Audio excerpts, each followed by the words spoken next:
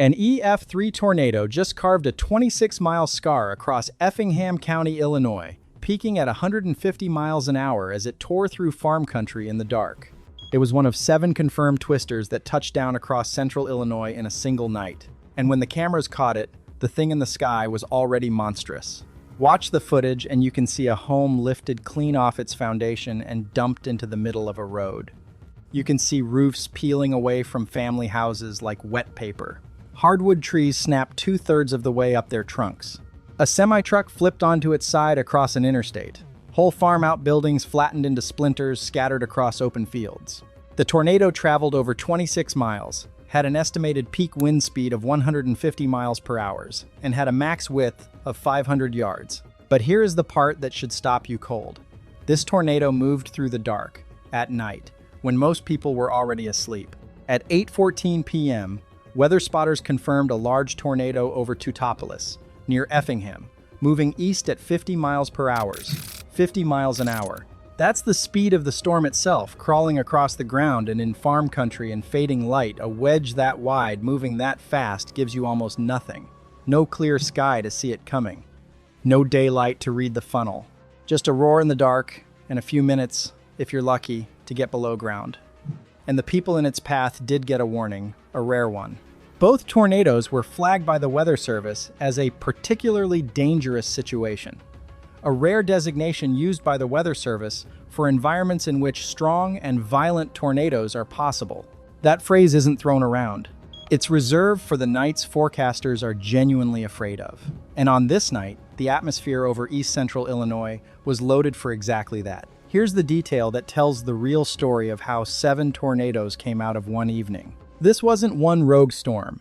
It was a family of supercells rotating thunderstorms, feeding off the same volatile air mass, one after another, marching across the same corridor of the state.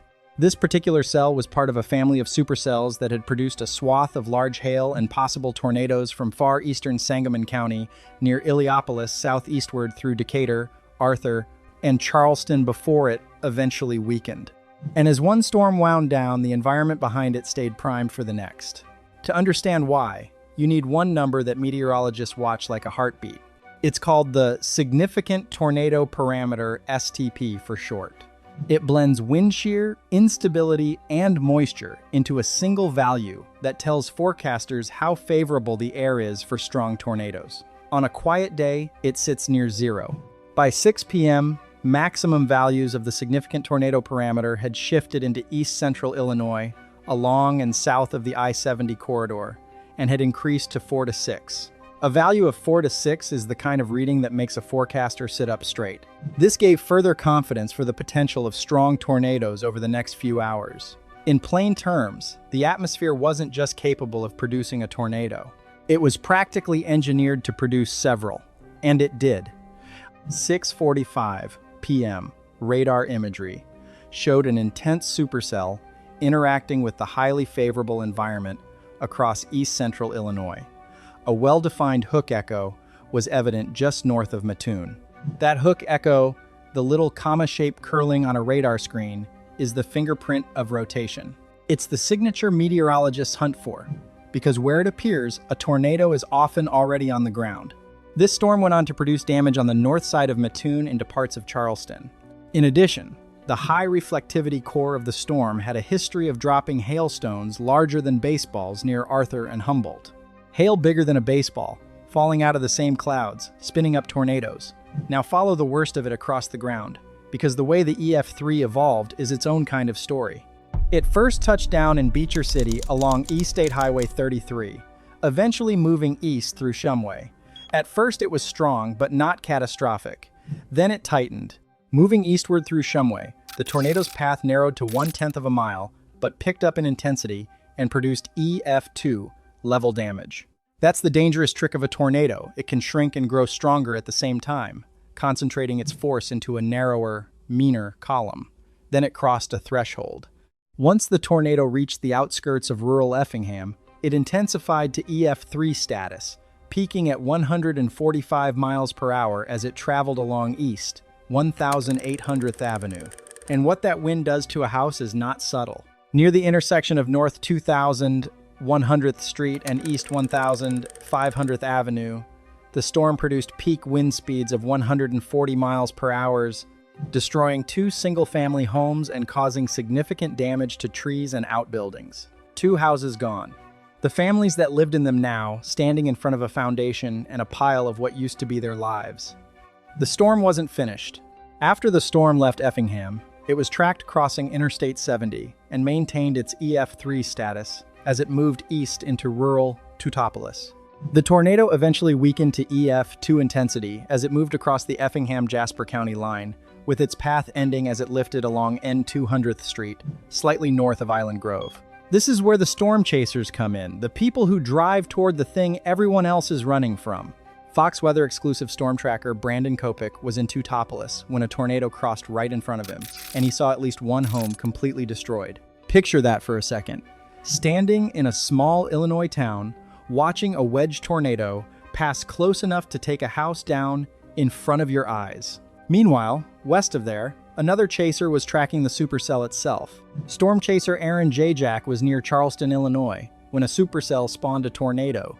J-Jack captured this video of a stunning supercell, which spawned a tornado, rapidly moving from Mattoon into Charleston, Illinois. And that's the second twister worth knowing about, because it shows just how widespread this was. The Coles County tornado hit Charleston and part of Mattoon. NWS said it was an EF2, with peak winds of 116 miles per hour. The tornado traveled for just under 14 miles and had a max width of 800 yards. 800 yards wide, nearly half a mile of destruction at its peak. It developed 4 miles north of Mattoon and tracked southeast, damaging homes, trees, and power lines as it crossed US 45. The tornado intensified as it crossed County Road 700E, lifting the roof off a family home and uprooting large trees.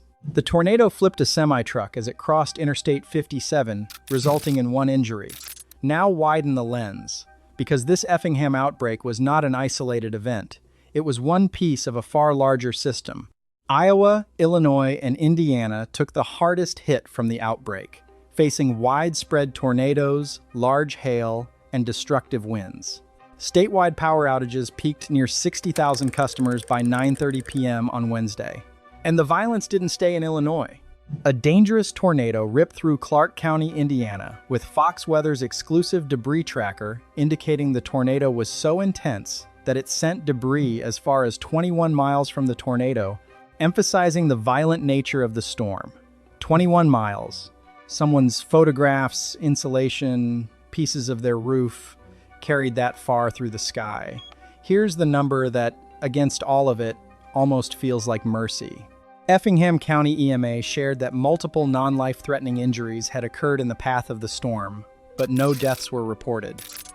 A 150-mile-an-hour tornado tore 26 miles through homes and farms at night, and nobody died. That is not luck alone. That's the warnings, the spotters, the chasers feeding real-time reports, and people who heard particularly dangerous situation and actually took cover. And the bigger picture is the part that lingers. If the upcoming weeks remain this highly charged, atmospheric experts believe 2026 stands a legitimate chance at challenging the all-time full-month June record of 5,554 wind reports. A record. For an entire month of severe weather.